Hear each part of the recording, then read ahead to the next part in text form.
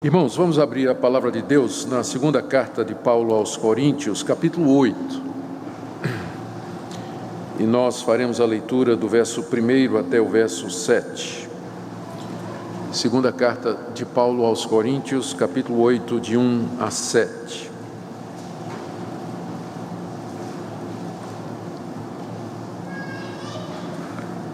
Assim escreveu o apóstolo Paulo. Também, irmãos, vos fazemos conhecer a graça de Deus concedida às igrejas da Macedônia, porque no meio de muita prova de tribulação, manifestaram abundância de alegria, e a profunda pobreza deles superabundou em grande riqueza da sua generosidade. Porque eles, testemunho eu, na medida de suas posses, e mesmo acima delas, se mostraram voluntários, pedindo-nos com muitos rogos a graça de participarem da assistência aos santos. E não somente fizeram como nós esperávamos, mas também deram-se a si mesmos, primeiro ao Senhor, depois a nós pela vontade de Deus. O que nos levou a recomendar a Tito que, como começou, assim também complete essa graça entre vós. Como, porém, em tudo manifestais superabundância, tanto na fé e na palavra, como no saber e em todo cuidado e em nosso amor para convosco, assim também abundeis nessa graça. Até aqui a leitura da palavra de Deus. Vamos orar pedindo que Ele nos conduza na compreensão da Escritura. Senhor, mais uma vez te rendemos graças pelo privilégio de estarmos reunidos aqui como igreja, para te prestar o culto do qual tu és digno, para cantar louvores ao teu nome, ouvir a tua palavra e sermos edificados. Nós pedimos, ó Deus, que teu Espírito Santo nos ilumine e nos conduza na compreensão da tua palavra e que incline os nossos corações à obediência. Nos ajuda, Senhor, a entender a tua revelação. Ilumina os olhos do nosso coração e da nossa mente, para que compreendamos a tua vontade para nós. É o que pedimos em nome de Jesus. Amém. Irmãos, nós estamos começando hoje uma série de estudos nesses dois capítulos da segunda carta de Paulo aos Coríntios, capítulos 8 e 9. Eles tratam da questão da contribuição, da liberalidade, da generosidade, de como o cristão deve contribuir para a obra de Deus. O apóstolo Paulo, uma vez escrevendo ou falando aos presbíteros da igreja de Éfeso, ele disse que nunca deixei de vos declarar todo o conselho de Deus. Esse versículo tem servido de base para nós dizermos que é tarefa do pastor pregar todo o desígnio de Deus, ou seja, o que a Bíblia diz, esse é o tema da pregação. Devido à grande confusão que existe hoje sobre essa questão de contribuição, eu preferia não falar sobre esse assunto para não ser mal compreendido, mas eu não tenho como fugir dele, porque a Bíblia fala dele. 2 capítulos nessa carta tratam da questão da contribuição e da generosidade da igreja. Como a igreja deve contribuir, como ela deve tratar essas questões financeiras.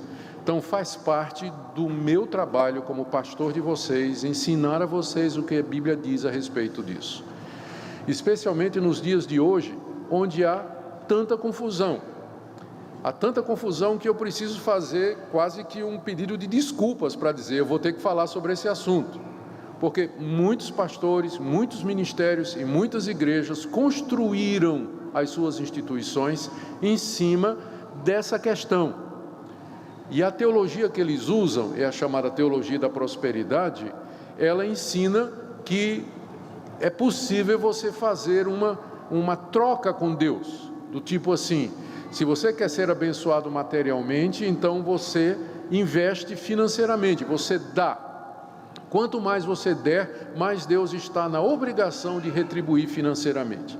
E muita gente vai a essas igrejas na expectativa de melhorar financeiramente, resolver os seus problemas econômicos através de sacrifícios, de ofertas, de campanhas e coisas dessa natureza. E isso é generalizado, a ponto de que o ensino bíblico verdadeiro sobre contribuição, ele quase que fica meio que escondido, porque os pastores de igrejas que não são desse tipo, eles ficam com receio de tocar no assunto, de serem confundidos com estes mercenários. Então, se eu for falar sobre dízimo, e eu vou falar sobre dízimo, existe o risco de alguém dizer assim: olha, esse pastor é igual aos outros, porque ele fica falando de dízimo, fica falando de contribuição. A questão é que a Bíblia fala dessas coisas. O que existe lá fora é uma distorção do ensino bíblico. Então, um dos alvos que eu tenho nessa série que nós estamos começando é exatamente tentar entender o que é que a Bíblia nos fala a respeito desse assunto. Nós não podemos, por causa dos abusos cometidos numa determinada área, deixar de ver o que é que a Bíblia de verdade ensina a respeito desse assunto. Então, essa é a razão pela qual nós vamos tratar desses 2 capítulos da segunda carta aos Coríntios, onde esse tema é exposto pelo apóstolo Paulo. Esses 2 capítulos, essa carta, ela foi escrita por Paulo à igreja de Corinto, e esses 2 capítulos da carta têm como objetivo orientá-los sobre uma oferta que Paulo estava levantando para os crentes pobres da Judeia. Era um período de muita fome acontecendo na Palestina, era um período de grande dificuldade e pobreza lá na região da Judeia, e a igreja de Jerusalém, que foi a igreja mãe, a igreja onde tudo começou, ela estava passando por grande necessidade, os cristãos estavam precisando de ajuda, e Paulo estava fazendo uma campanha fora da Judeia, entre as igrejas que ele havia plantado, para levar uma grande contribuição para os crentes de Jerusalém. Os crentes de Jerusalém. E o que havia acontecido? Paulo já tinha começado essa campanha de levantar recursos para os crentes pobres de Jerusalém na igreja de Corinto. Os coríntios tinham manifestado intenção, mas só que não haviam convertido essa intenção em ação. Haviam dito: sim, nós vamos começar, nós vamos ajudar, nós vamos fazer alguma coisa, mas o tempo estava passando e os coríntios não colocaram a mão no bolso, né? Tinha boa intenção, mas ação mesmo não tinha nenhuma. E Paulo então aproveita para escrever para eles, já que ele ia escrever sobre outros assuntos, ele coloca 2 capítulos aqui para dizer aos coríntios: aquilo que vocês prometeram, está na hora de vocês mostrarem que a intenção era verdadeira, que quando vocês disseram nós queremos contribuir, vocês estavam de fato sendo sinceros. Então é esse o objetivo desses 2 capítulos, e além disso, Paulo estava dizendo, ele faz planos do tipo assim: eu vou mandar Tito aí coletar a oferta de vocês, tá? Então Tito já está indo para aí, vocês levantem a oferta aí, porque quando ele chegar, eu não quero que ele passe vergonha, né? Não quero que vocês passem vergonha diante de Tito, porque vocês já haviam se comprometido. E Paulo aproveita para falar do exemplo das igrejas da Macedônia, outras igrejas onde ele também havia começado a oferta para os cristãos de Jerusalém. Ele fala aqui, essa primeira parte dos capítulos 8 e 9, Paulo usa o exemplo da igreja de Filipos, da igreja de Tessalônica e de Bereia, que eram as 3 igrejas da Macedônia.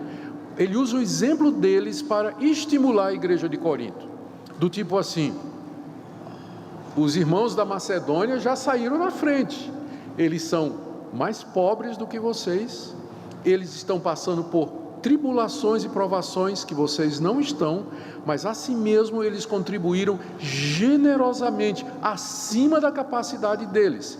E vocês? O que é que vocês vão fazer?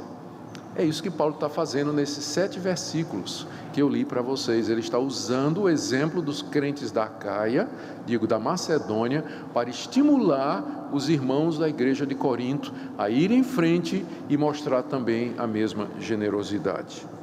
O nosso alvo, então, é aprender aqui com o apóstolo Paulo acerca dos princípios de contribuição para a causa de Deus que estão contidos no texto. É preciso lembrar que Paulo aqui não está tratando da questão dos dízimos regulares, das contribuições regulares que os crentes estão ou devem fazer para a sua igreja local. Ele está tratando aqui de uma oferta específica, que era motivada por uma situação específica, que era a fome que estava acontecendo naquela região. Mas os princípios que são usados aqui pelo apóstolo Paulo, eles têm aplicação ampla e geral. Eles se aplicam à contribuição regular que nós fazemos para a igreja, eles se aplicam às ofertas voluntárias que nós queremos dar. É um capítulo que serve de base praticamente para a doutrina da mordomia cristã, ou como nós devemos empregar o nosso dinheiro para a causa de Deus. Eu quero destacar aqui do texto cerca de 5 pontos com os irmãos, e todos eles referentes à questão da contribuição. O primeiro ponto é o seguinte: contribuir é uma graça que Deus nos dá. É uma graça que Deus nos dá. Veja o que ele diz no verso 1: também, irmãos, vos fazemos conhecer a graça de Deus concedida às igrejas da Macedônia. Se você lesse esse versículo isoladamente do contexto e sem as explicações que eu dei, você provavelmente estaria pensando que Paulo está se referindo à salvação, porque a palavra graça no Novo Testamento geralmente está associada com a graça da salvação. Pela graça sois salvos.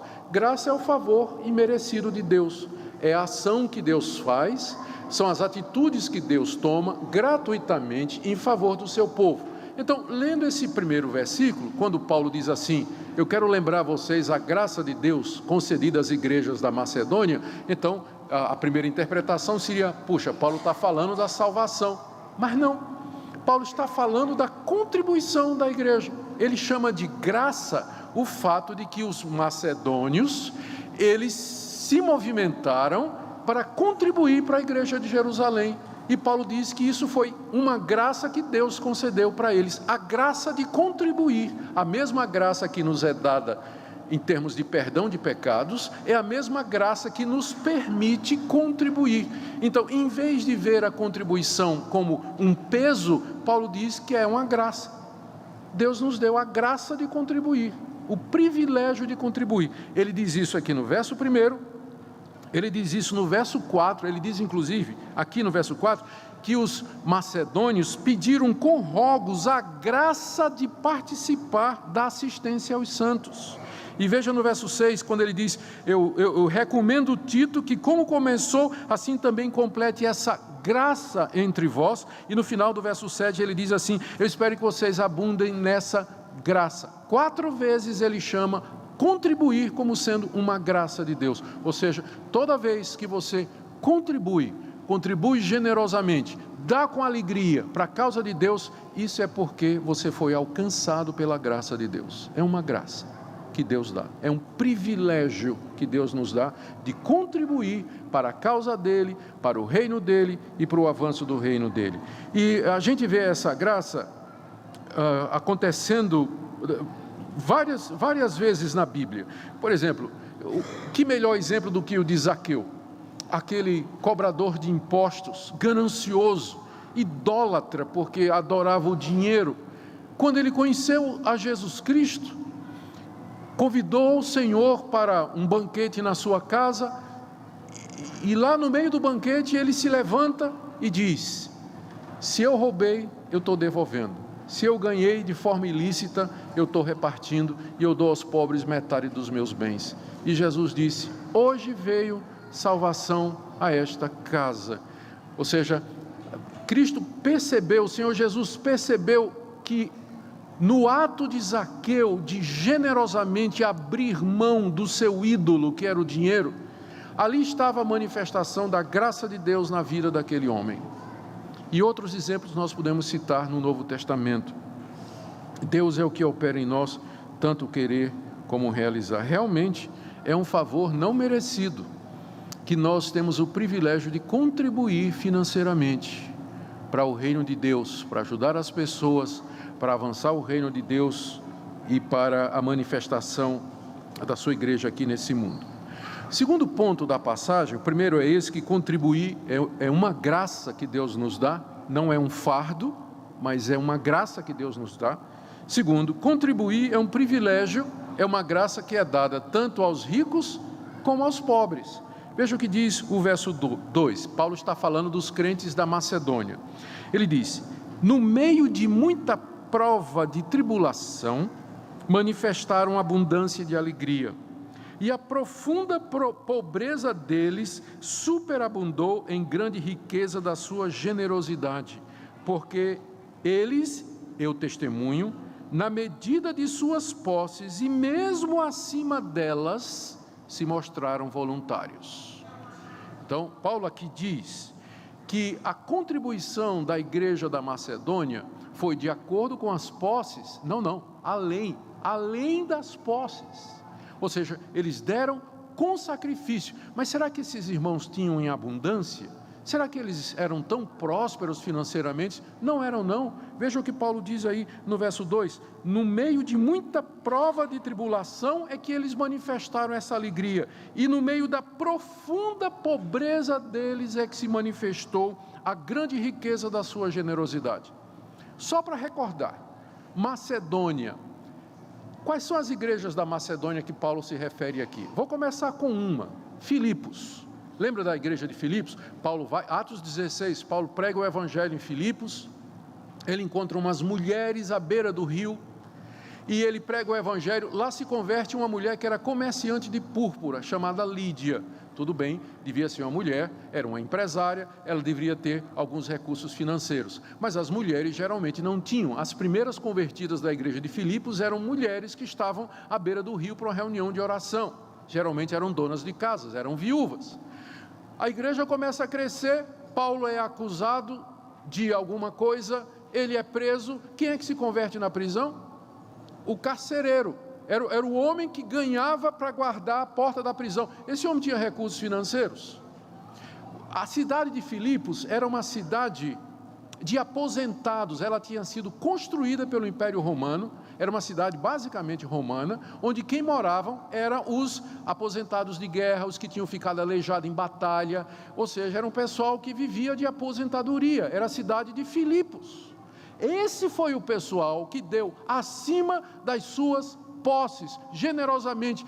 A graça de Deus foi tanto no coração deles, que eles, além das suas possibilidades, eles contribuíram para ajudar o reino de Deus. Então, não é só um privilégio de quem tem sobrando, não, mas é um privilégio do pobre mesmo, do que está apertado, contribuir para o reino de Deus. É uma graça que Deus nos dá e dá a todos, E que privilégio para nós, não é? Pensando até na viúva pobre, aquele exemplo que o Senhor Jesus elogia no Novo Testamento, daquela mulher que deu o que tinha para a obra de Deus. Então, meu primeiro ponto, contribuir é uma graça. Segundo ponto, é uma graça que é dada não só aos ricos, mas também aos pobres e necessitados. Terceiro, é algo voluntário, espontâneo e prova de amor sincero. Veja o que Paulo diz aí, final do verso 3. Ele diz que os macedônios, os crentes de Filipos lá de Tessalônica, eles se mostraram voluntários. Ou seja, eles fizeram isso de livre e espontânea vontade. Eles tomaram a iniciativa de fazer isso. Verso 4, pedindo-nos com muitos rogos a graça de participarem da assistência dos santos.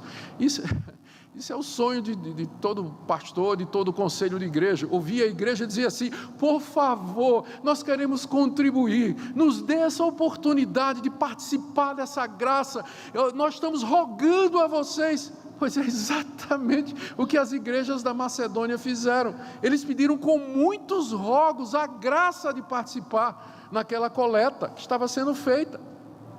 Eles tinham uma perspectiva diferente do que era contribuir, não é verdade?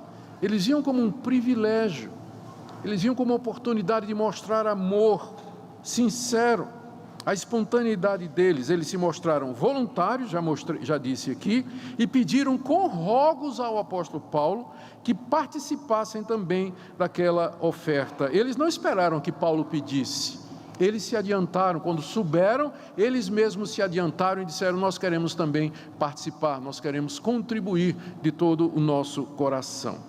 Nós temos exemplos dessa graça, dessa voluntariedade em toda a Escritura. No Antigo Testamento, quando foi a construção do tabernáculo, o livro de Êxodo, capítulo 35, quando foi dito, Deus disse a Moisés: está na hora agora de construir o tabernáculo, onde a arca vai ficar, os sacrifícios serão feitos, enfim.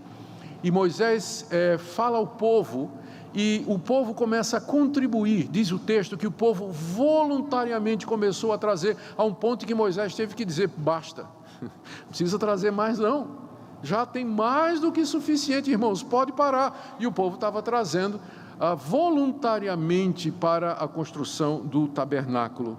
Outro exemplo está aqui no livro de Atos, no Novo Testamento, capítulo 4, de 34 a 37, quando a igreja de Jerusalém começou a se multiplicar e crescer, e apareceram então os problemas sociais. A igreja não estava preparada para receber aquele número de pessoas que tinham vindo de fora da cidade, e que agora ficaram lá porque creram em Jesus, o Messias. Então diz lá o texto que irmãos voluntariamente, alguns deles inclusive venderam propriedades para poder investir e ajudar aqueles irmãos em necessidade. É claro que isso não é um padrão, não é, para os dias de hoje, porque os irmãos, no início a igreja de Jerusalém estava passando por esse período, tinha irmãos que tinham propriedade, mas depois de alguns anos, Paulo já está fazendo uma coleta para ajudar os irmãos de Jerusalém. Então não é um padrão. Tem pessoas que acham que é padrão, não é?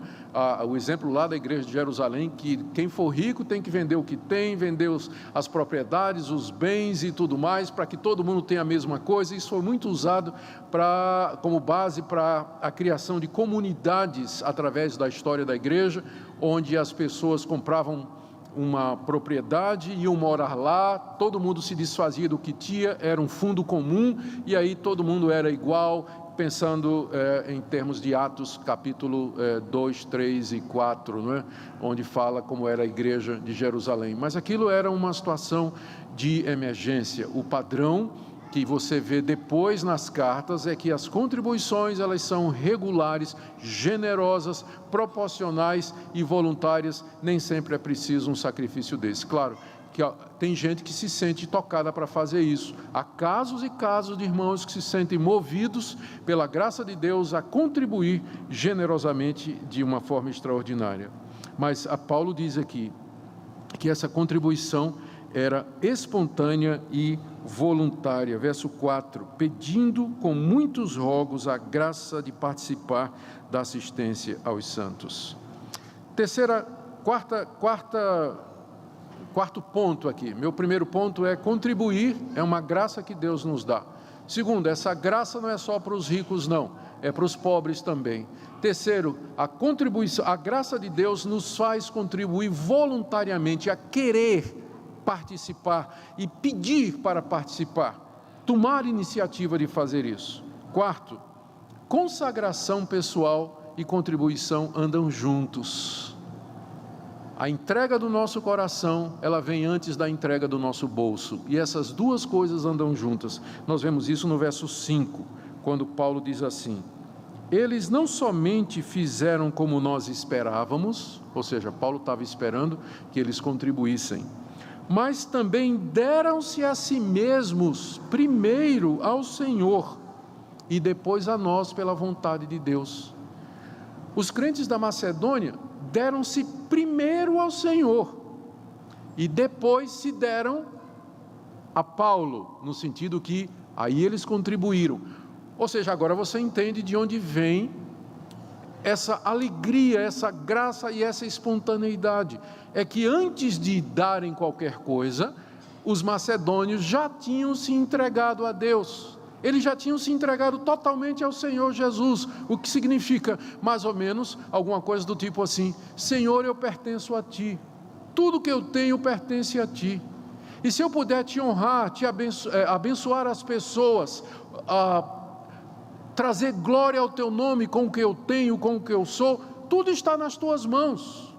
Eu não sou dono de nada, tudo Te pertence. O Senhor é Senhor não somente da minha vida, mas dos meus bens, das minhas posses, das minhas propriedades, tudo que eu tenho. Então, eles primeiro se entregaram a Deus, e uma vez que eles se consagraram a Deus, o resto vem com facilidade.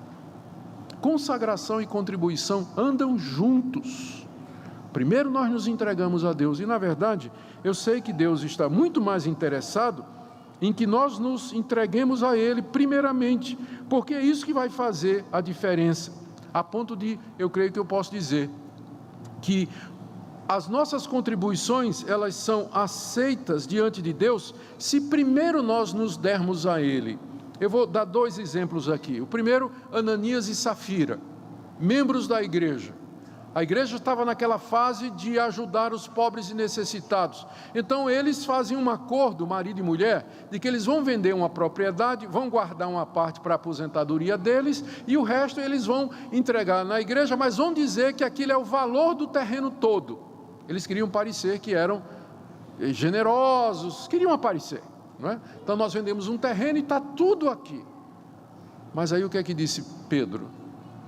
Disse, por que você quis enganar? Por que vocês quiseram enganar o Espírito de Deus? Ninguém obrigou vocês a vender nada. Se vocês vendessem e guardassem o dinheiro, era de vocês.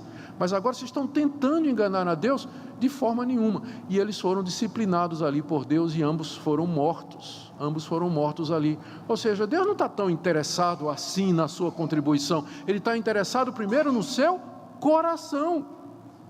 Uma vez que você se entrega totalmente ao Senhor, isso significa que você está entregando sua vida e o que você tem. Isso é de Deus. Nada mais você considera seu. Mas o que você tem é para a glória de Deus e para o serviço de Deus.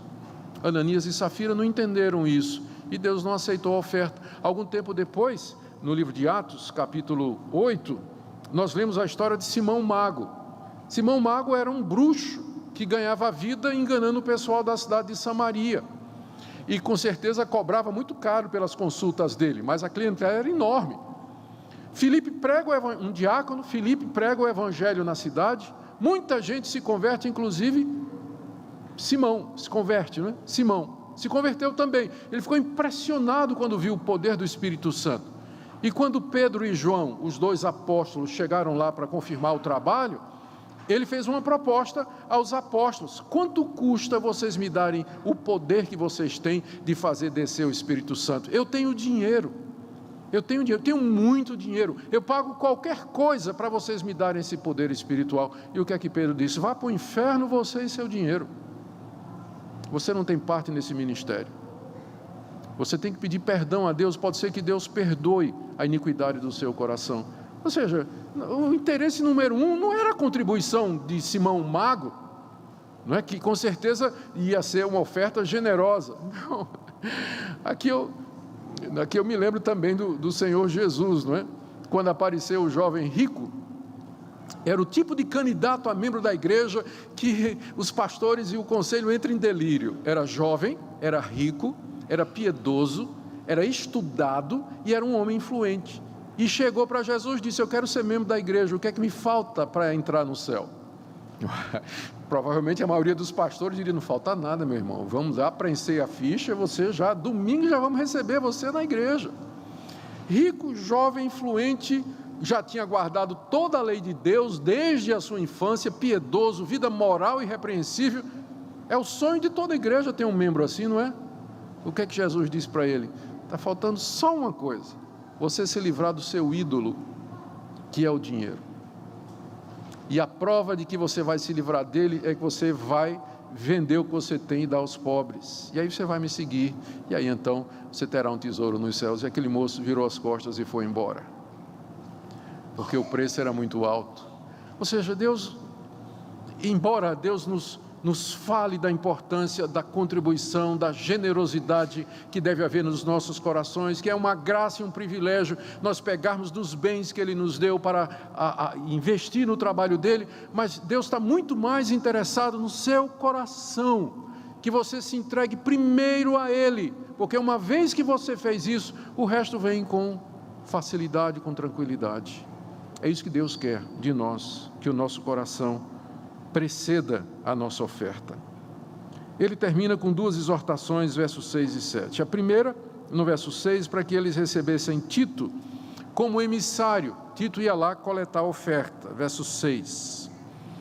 O que nos levou a recomendar a Tito que, como começou, assim também complete essa graça entre vós. Então, eles já haviam começado, eu já me referia a isso, a igreja de Corinto já tinha manifestado o interesse em contribuir, e agora Paulo diz, tudo bem, estou mandando Tito aí, e Tito vai coletar a oferta de vocês, que vocês completem a graça, essa graça que já começou entre vocês, que ela seja completada. Essa é a primeira exortação. A segunda está no verso 7, Paulo diz para eles então, que eles deveriam ser coerentes e consistentes, da seguinte maneira, veja só, verso 7, como porém, em tudo manifestais superabundância, tanto na fé, na palavra, como no saber, em todo cuidado e em nosso amor para convosco, assim também abundeis nessa graça. O argumento de Paulo aqui é o seguinte, vocês são uma igreja enriquecida, é uma igreja que tem superabundância de fé, verso 7, palavra, saber, cuidado e amor. Vocês são uma igreja rica nessas coisas, então sejam coerentes e manifestem também superabundância na graça de contribuir. Ou seja, vai tudo junto, vai tudo junto. Então, não é só saber, palavra, conhecimento, dizer que ama, mas demonstra isso em atos concretos, como por exemplo, na generosidade, na contribuição. É isso que ele está dizendo aqui. Vocês já superabundam nestas coisas, então façam isso também na graça de contribuir. Irmãos, o que é que nós podemos trazer para nós em termos de ensinamento? Primeiro, apesar de todos os abusos cometidos aí, nós não podemos fechar os olhos para o fato de que contribuir e contribuir com liberalidade, com generosidade, faz parte do ensino da palavra de Deus. Nós não podemos usar como desculpa as distorções lá fora para dizer, nós não queremos nem tocar nesse assunto, nós não vamos falar nesse assunto e nós mesmos não vamos contribuir porque isso já é muito mal visto ou pode ser mal interpretado. O fato de que é distorcido não quer dizer que nós não possamos aprender a verdade. Contribuir é uma graça que é dada inclusive a quem é pobre, não é só para quem é rico e tem abundância não, todos podem contribuir, devem contribuir, isso tem que ser feito de forma voluntária. Primeiro nós temos que dar o nosso coração e ser consistentes. Se nós abundamos na palavra, na graça e no conhecimento, que também façamos isso em termos de demonstração concreta. Também podemos aprender aqui que é possível medirmos a operação da graça de Deus na vida de uma igreja pela generosidade dessa igreja. Pela generosidade. Como é que a gente mede a ação de Deus, ou o poder de Deus e a manifestação do poder de Deus na vida das pessoas? Uma das indicações, não é a única, a transformação de vida, mudança de atitude, perdão, mas um dos indicadores que a Bíblia dá é que a pessoa abre o coração e também a bolsa, a carteira, e diz, nada disso me pertence, eu quero servir a Deus também com os meus bens. Outra coisa que nós aprendemos, e eu quero terminar com isso, é que mais do que nossas ofertas, Deus quer a nós mesmos. Ele quer que nós nos entreguemos primeiro a Ele, que Ele seja o Deus da nossa vida, que nós busquemos em primeiro lugar o Seu reino e a Sua justiça, e todas as demais coisas serão acrescentadas. É isso que Deus quer, a nossa contribuição generosa para a causa de Deus, para o reino de Deus, ela é uma indicação da contribuição do nosso coração e do nosso desejo de servir a Deus e viver para a glória dEle. E nós fazemos isso voluntariamente, sem esperar nada em troca da parte de Deus, da parte da igreja ou de qualquer pessoa que seja abençoada pelas nossas contribuições. Nós fazemos isso porque a graça de Deus nos alcançou e nós fazemos isso espontaneamente e voluntariamente. É diferente do que você ouve lá fora, onde é proposta uma troca. Aqui você percebe que é voluntário, é uma graça, é um privilégio que nos é dado e não é mencionado até agora. Paulo vai mencionar depois que Deus se agrada disso e que Deus costuma abençoar quem faz isso, mas aqui ele está dizendo, é algo voluntário, e quem faz sem esperar nada em troca, faz como demonstração de gratidão.